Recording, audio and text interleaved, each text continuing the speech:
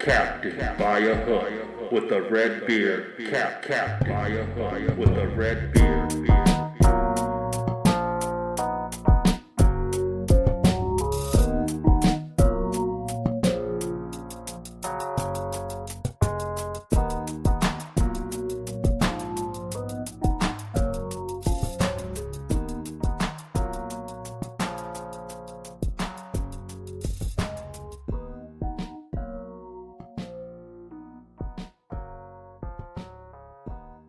Looking sharp. Oh, I thank you. You too. You too. Cheers to another week, baby. Loving it, man. College hoops and the full swing of things. Definitely want to talk a little bit about Feast Week. Kind of want to give more of my thoughts on Dan Hurley, the coach that could have been the coach of the decade, still can. Just want to give my thoughts on him. Rest in peace, Lou Carnesecca, Coach Louie. Definitely historic figure in college basketball. I will talk his accomplishments um, and give my condolences, man. Anytime you lose a legend like this in the sport, it hits heavy. It just makes you think of all the coaches from his era through to today and all the other coaches that we've lost as far as just retiring and no longer get a chance to see on the sidelines. And then it ushers in thoughts on coaches moving forward. A lot of good up and coming coaches. So we're kind of in a weird space. About to lose all the OGs and get a bunch of new young Gs. And we'll get to watch them grow. And it's crazy to think my entire life watching some of these coaches, Jay Wright, Self, Krzyzewski, Izzo, Williams, even Smith.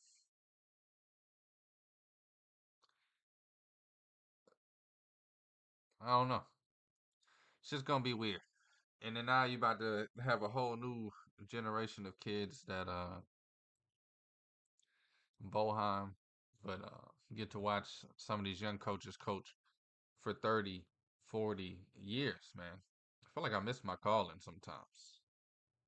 I feel like college basketball coach is what God made me to be, and I failed him. So here I am talking to you about college hoops every day, baby. Loving it though, man. Rocking and rolling. Life is a beautiful. Also, want to preview this week in college hoops. Got some good games. Just looking through the entirety of the week. Today's kind of slow, but then we get a full Super Tuesday packed with games. We have the SEC, ACC Men's Challenge, which is always fun. We got the Big 12, Big East battle going on this week, which is always fun. Bunch of good ones coming from both of those. Even tomorrow only. Just looking at that right now, we got Kentucky, Clemson, Ole Miss, Louisville, Wake Forest, Texas A&M, Miami, Arkansas, Nova, Cincinnati, Michigan, Wisconsin, a bunch more, Syracuse and Tennessee. I do want to look at the week ahead. Also, tonight, one of my bets is moving and grooving. Don't know if I like it to give it out at the number it's at now, but I do have two for you. Two in a possible, like a bad spades hand, actually. So definitely get to bets. My man Frank, he's swinging for the fences. I'm gonna have to check on him. Anytime the best bet comes in as a plus 480 money line, you just got to make sure his head is where it needs to be. Remember, even if the video is messing up, audio will always be perfecto for you right here on Captain by a Hook. I do apologize. Think I need to free up some space. Is what some little birdies in some little corners have told me. You got too much stuff saved. You got to free it up. You gotta free it up. You gotta just free it up. And then I was like, yeah, I get you, I get you. And then the fat guy said, "Look, just picture this, okay? Picture this. I get on your back and tell you to try and run full speed. You can't do it. You gotta lighten the load. You gotta lighten the load." I said, God damn, I get it. I gotta delete some stuff. So I do apologize for that because I have not deleted some stuff. But probably looking to doing that today. Put some things on some hard drives. But anyway, let's captain by a hook, baby.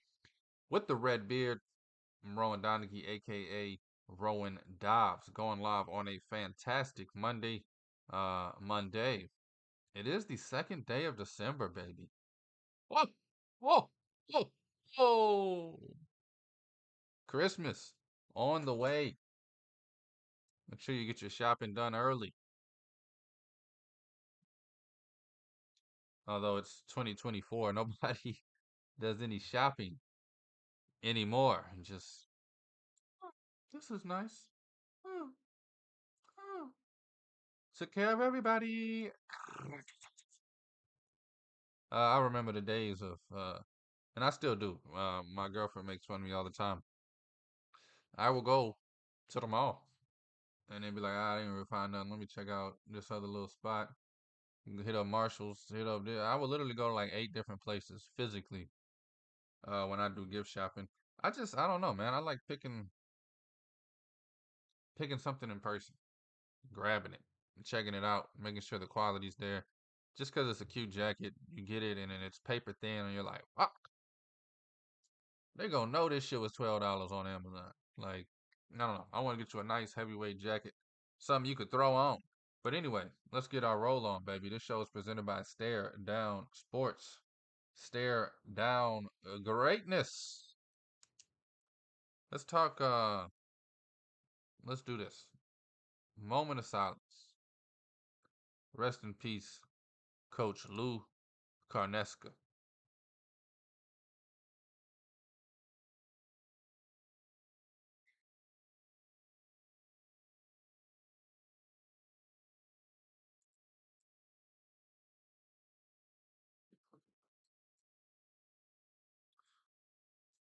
Man, Coach Louie doing the dang thing. Dedicated his entire life to the game. Passed away, as we all know, 3 days ago.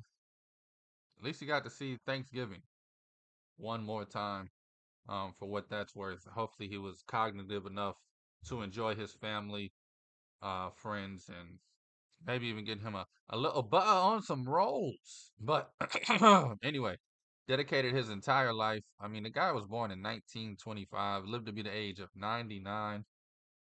Can't do anything but celebrate a life like that, especially since he fulfilled it with success as he had. Just put his hands on the life of hundreds, hundreds of young men, helping them become better men, whether they made it to the league or not. That's what coaches are. That's what good coaches are.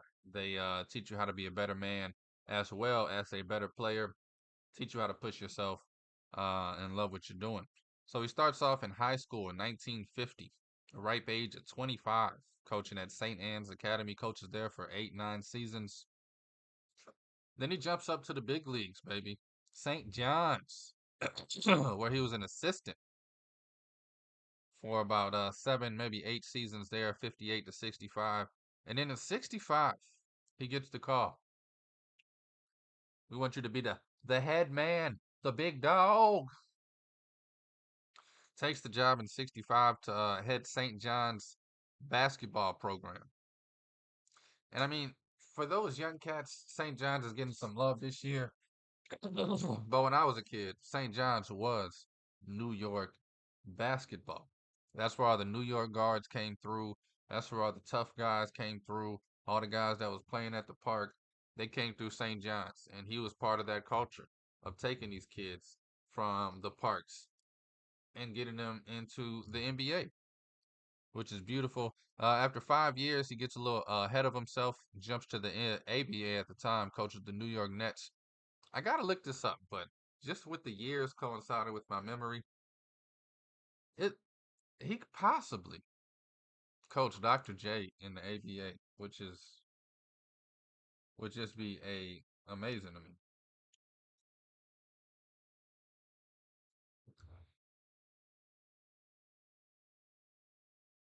Of course, I should have did my research, but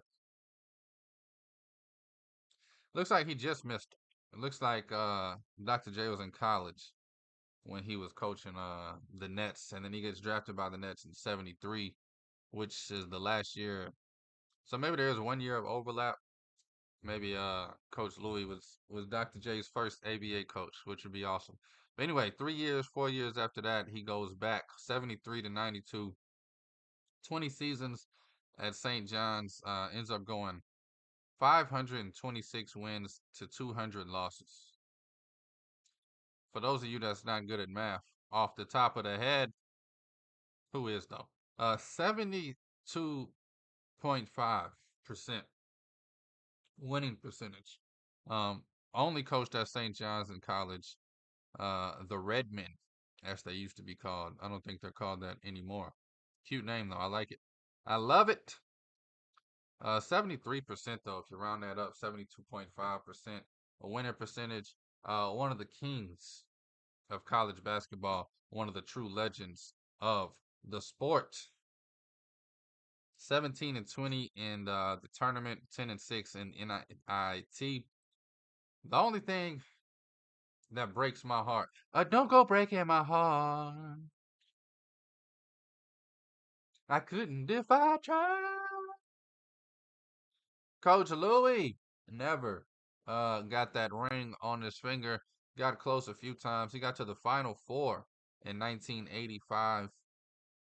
He did win the NIT in '89, and he does have two Big East tournament champions, 83 to '86, and 5 times in his 23 years at St. John's.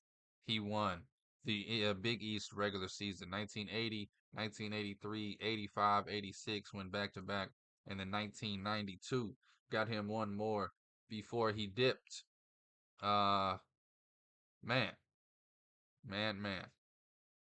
He's had some deep runs though. Few Elite Eights, few Sweet 16s, and then that one Final Four. But yeah, shout out to Coach Louis, man. Definitely. It looks like he almost won the ABA Finals in '72. Lost in the ABA Finals in '72.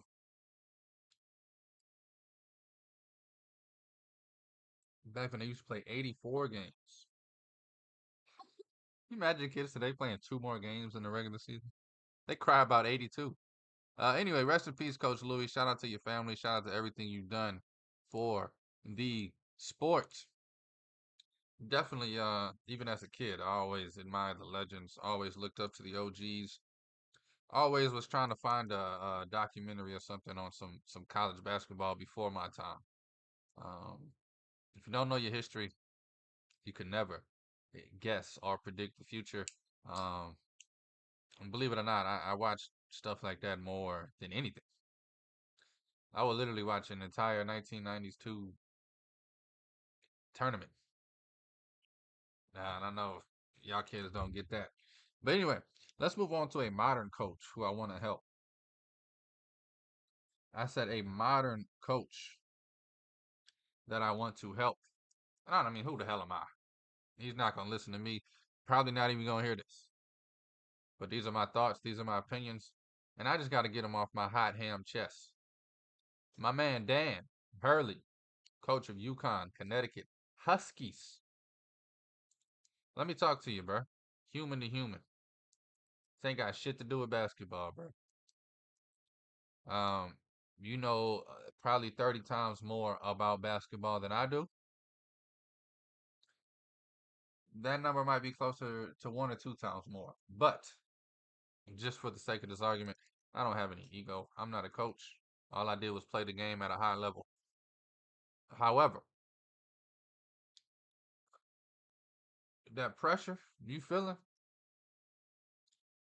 you got to forget about it, bro. It's eating you alive. It's breaking you down. This is not the coach you were 2 seasons ago. And I get it. Trust me.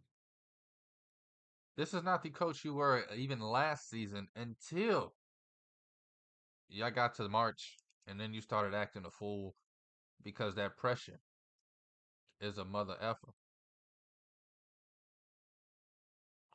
Even the pressure of back to back had you wilding all last tournament. And now the pressure of three-peating, which you put on yourself. I mean, there was already pressure, but you came out and said, we started in June. You came out and said, that's what I'm here for. F Kentucky. F the Lakers. And you could have said, I'm happy in UConn. No. You said, I'm coming back to chase the three-peat.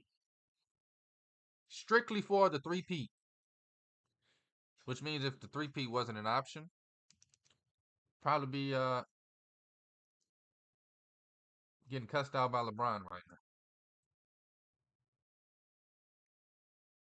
But I think what you realize also, and you said it 2 weeks ago, this team is comically bad.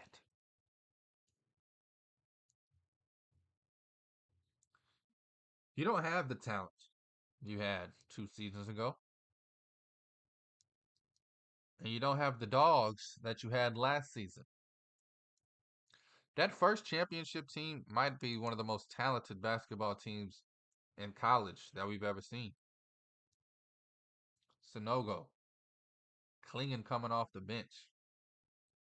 Jordan Hawkins on the wing, lighting them up. And then you had Jackson throwing dimes. Most of your guys now was coming off of the bench for that team. Some of them just sitting on the bench, not even coming off of it. And then you come back to last year. Didn't have the talent. I think Stephen Castle was better overall than Hawkins. Hawkins 10 times better offensively. You didn't really have the two big dogs down low. You had Klingon and then Johnson, who you got this year. But Johnson, streaky, slasher, lob catcher, rebounder, defender. He's not the Sonogo or the Klingon when it comes to back to the basket, 1-2 dribbles, pivots, up and unders, fakes, baby hooks. He doesn't have the post game that you were accustomed to. Just 10% of your plays last year was just get it to Klingon. Before that, 15% of your plays was get it to Sonogo. And I get it. I believe in Samson Johnson too. You didn't go after an offensive big because you figured Caravan can take over the post ups and Johnson slashing will get the same production. But what you've done, you forced these guards, which this is your worst class of guards. I don't think you have one true dog. Cam Spencer was a dog. Jackson was a dog. You don't have those dogs, bruh. You got little puppies. That's only there because they watch the dogs get some rings. You got puppies who, instead of coming here and working to be better than the dogs before them, expecting for those dogs to have left some puppy chow laying around for them to eat. But if you know anything like I do about dogs, they ain't leaving Nathan, nothing, nada for the next man. And now you're sitting there, all this pressure of the three-peats on you. You're looking at the team and you're saying to yourself, this is comically bad. And you just can't take it. You ain't man enough to take it. You're breaking down, man. It's ugly. It's bad. It's a spiral that you may never recover from if you don't figure this shit out. And I mean ASAP. If you spend the rest of this season throwing tantrums like a 3-year-old, you can kiss any success in the future goodbye. because the narrative has now turned from this guy is charged up, this is a great coach, to this guy's a female dog that nobody wants to be around because he can explode on anyone at any moment. You need to find the joy again, bruh. You might not repeat. Go back to the fundamentals. Go back to the basics. Get back into the room. Scout up some next year's players. Go out there and go to the Sweet 16 this year. Come back next year. Who knows? Get you some more rings down the line. You got a long career ahead of you. At least another 15, 20 years if you want. You can leave whenever you want, bruh. You got enough money for the rest of your life. Father's got money. Brother's got money. Y'all family straight.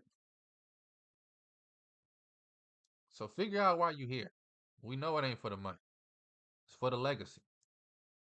And you can coach another 15 years and get you another 2, 3, maybe 4, 5 rings and be the greatest coach ever sitting next to John Wooden. You don't have to get them all in a row. Hell, Coach K is considered the greatest. He's up there at least, under Wooden. He only got 5 of them. And that was in 50 years.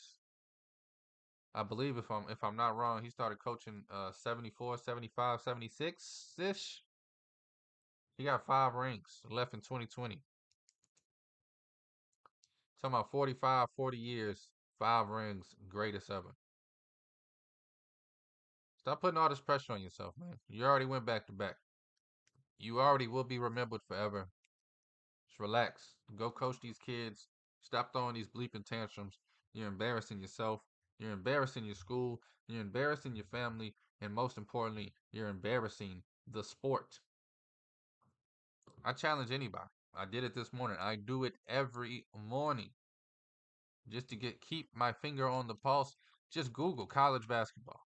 Nothing else. College basketball. UConn did what?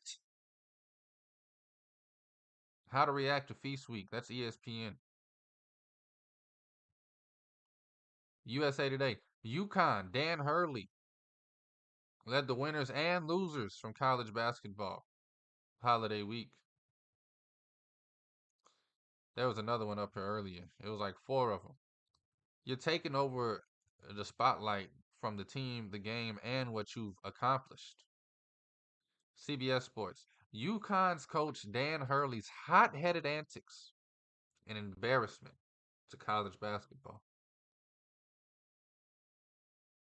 It's true. Dan Hurley's still upset about Maui.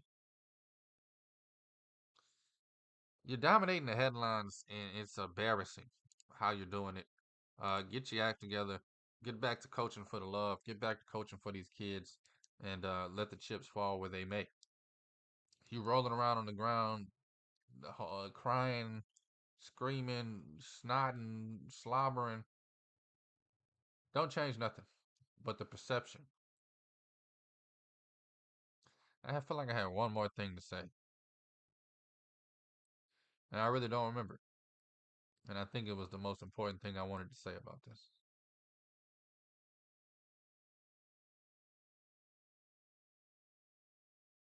Oh yeah, yeah. The last thing, don't come out and back up all the female dog antics with a female dog statement. We will never, ever again put ourselves in a position to get our ass whooped 3 days in a row. Shut up. Stop crying. You're supposed to be the big dog. You're supposed to be the best of the best of the best of the best. Which means no matter who the hell you playing, you're gonna get their best. You said it yourself. We're comically bad, and then thought they was just gonna come back and even those 3 losses, bro. That should be the blessing to you. You should be able to take those 3 losses confidently, comfortably, go back, right up on this chalkboard.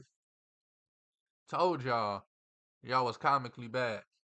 Now let's get to work. but you didn't. You rolled around, you cried, you made excuses, you alienated yourself. You put these players who are young, they're psychological. You just murdered this whole season over some BS ass antics that you like 8-year-olds act like that, bruh.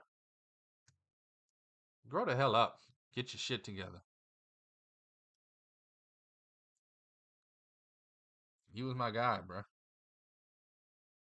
Now I'm ashamed to even talk about you. Can't even be a UConn fan no more. Just a baby. Back. I'm not gonna do that. Anyway, let's preview tonight's games. I was gonna talk about the entire week, but F it. I'll be here the entire week to preview that. I do want to say something about Monday Night Football, and it's going to be the quickest Monday Night Football section you've ever heard. Captain by a hook, baby. The Red Beard. We got the Browns taking on Broncos. Ought to be a fun one. Browns plus 6.5 taking on the Broncos. I love what I've seen from the Broncos, and it feels like Sean Payton has been on a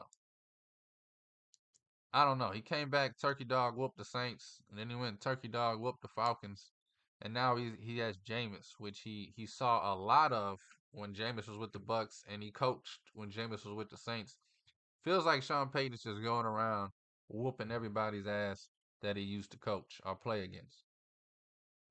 So with that being said, Broncos minus 6.5 feels gravy, but then there's also this gut feeling that Jameis could just go bananas. Why not? Why couldn't plus 230 on the Cleveland Browns money line hit? I don't know. I feel like this is a game you can just kind of chalk it up. Uh, Me personally, I'm probably going to chase that plus 230 and regret it. But I can see the Browns just getting loose and Jameis just not caring enough to care and just boom. How does he do it? Well, the horse prepares for battle, but victory comes from God. That's how he does it. He's the kid, aka.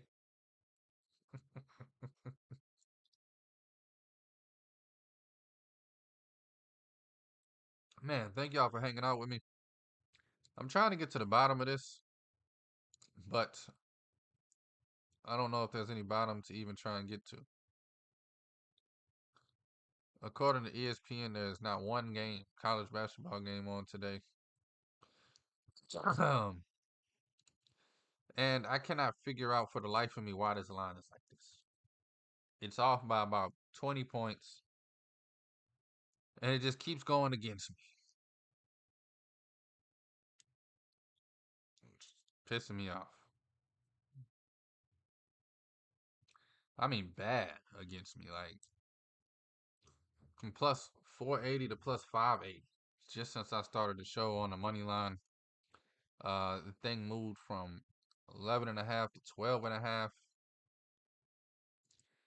And I can't find you an injury anywhere. I can't find a reason. There should be a 3.5 point spread, and it's 12.5. And it's driving me crazy because I'm backing up the dump truck. I called Brinks. They should be here in about 10 minutes. Gonna back that bitch up to the window.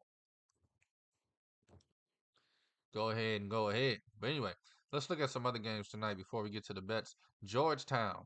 F Georgetown means fade Georgetown.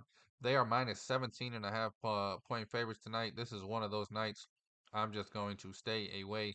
17.5 feels huge for Georgetown, but Ed Cooley has done a little something something. Ed Cooley, man, loved him at Providence. Like, loved him. And now he's at Georgetown. He just doesn't feel like he could get, like, who cares about Georgetown? He thought he was gonna go to Georgetown and just get all the best recruits from the area because of the '80s. Yeah. All right. Air Force, baby. They're taking on Miami of Ohio. Miami of Ohio is minus 6.5 point favorites over the Air Force. Um, Sounds good. Sounds great. Pacific taking on Colorado. Colorado. You can get Colorado at minus 15.5. I mean, it's Colorado or nothing for me in this game. Pacific is a feisty bunch of kids. I don't think they can keep it close with Colorado. I think Colorado wins by 20 or plus, but I don't have the confidence to be betting on this Colorado team like that. I've seen them beat good teams. I've seen them let bad teams take them to overtime. So I just don't know if the dogs in Colorado are have the bite enough to handle business. Now I'm gonna preview this one. I want Yale plus 4 or plus 3.5. When I started the show, it was 3.5. Last night it was 4.5. Yale's taking money. Plus 2.5 now. Now we're at the point where plus 2.5 has no value to me. I want plus 4. So we got Yale taking on Rhode Island. Both of these teams doing spectacular. Rhode Island, I believe, is 7-0.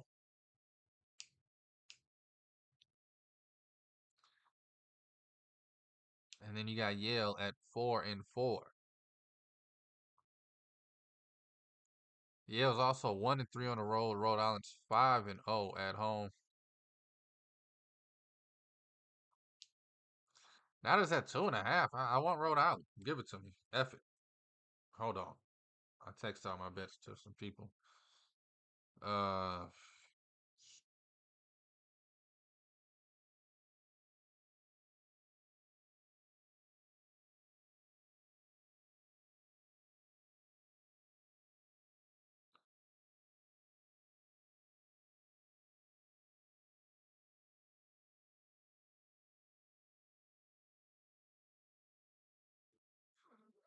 Hopefully he can cash out if he went crazy on Yale and switch it or just leave it and fade me. Who cares? But it wouldn't feel right on my conscience. If you want to get in that group chat, it's only $79.99 a month. That's a joke, people. Never charge. Have never charged for my bets or will never charge for my bets. I don't care if I miss out on $1 million in my life. It's just not my style. Never, ever, ever, ever, ever, ever, ever, ever, ever, ever, ever, ever. Let's get to it and get through it.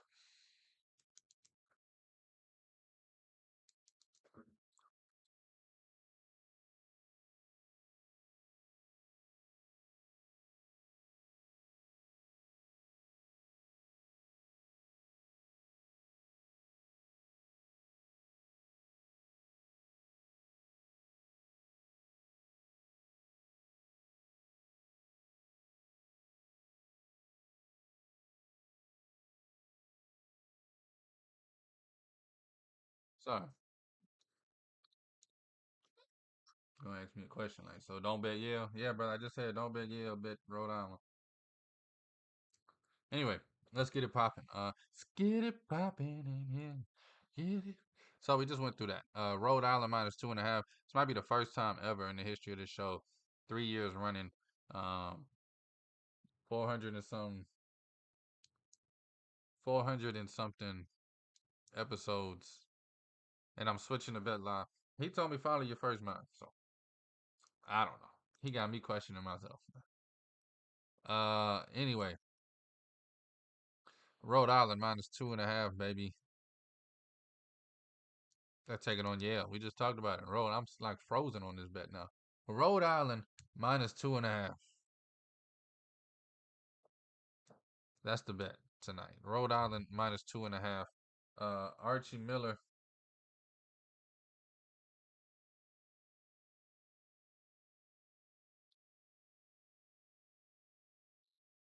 Sorry, now I'm texting back and forth. I just finished this show. Archie Miller, 7-0 right now. It's his third year at Rhode Island. They're 5-0 at home. I honestly thought Yale was like 6-1. They're 4-4. I mean, their losses are to teams like Minnesota, Purdue.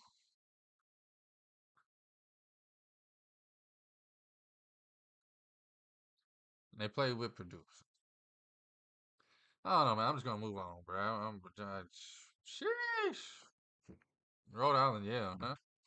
Can't wait to watch it now. Just gotta see what the hell happens. Um, okay. And then we get the Green Wave, baby. Tulane. They're at home tonight, taking on Southeastern Louisiana. Shout out to Southeastern Louisiana. What are they? The Lions, I believe. I think they are the Lions. Tulane, baby. The Green Wave minus 7.5. Think they get on them early. I think they just have better talent and better coaching. I love what I've seen Ron Hunter do down there with the Green Wave. And now for another bet that I have no idea why it's doing what it's doing. It's Monday, baby. We still coming out the funk of the turkey. Best bet of the day. Somebody. Anybody. Hit me with the horns.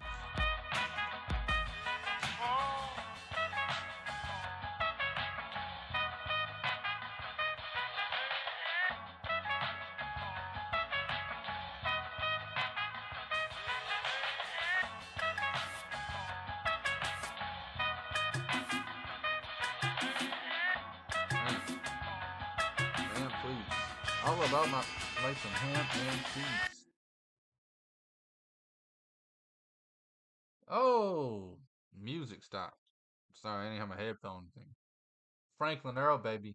The Beardwinaton. Best bet of the day tonight. It is a late one. Washington State is taking on the Wolfpack of you say Nevada, I say Nevada. Washington State plus 12.5. Money line is plus 580. I just think this is bleeping wrong. I do. I just think that this is bleeping wrong. You got a 6-1 team, 4-0. This is Washington State's first true road game. Maybe that's why the number's 12. Because there's no injuries. Washington State, loving what I'm seeing from them. Outside of the last game, they lost to SMU by 17.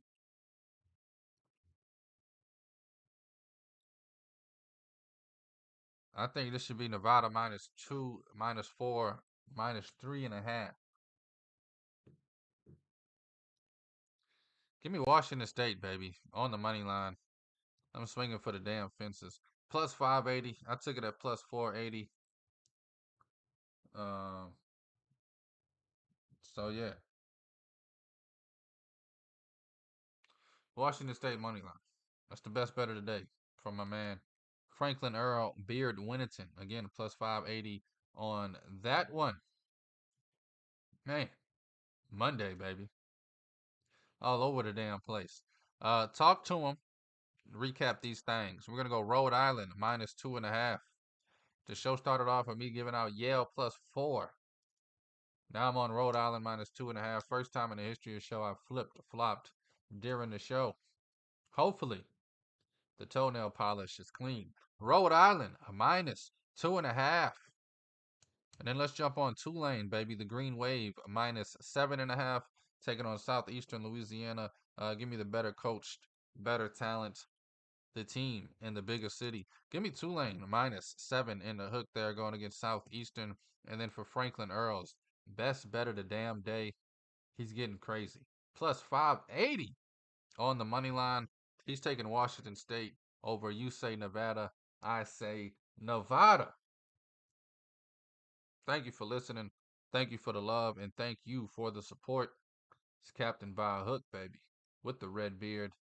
I am Rowan Donaghy, aka Rowan Dobbs, going live on a fantastic Monday. It is the second day of December, the 337th day of the year. 29 days yet left, baby. Presented by Stare Down Sports. Stare down greatness. Please take all of these wagers at your own risk. And please, please gamble responsibly.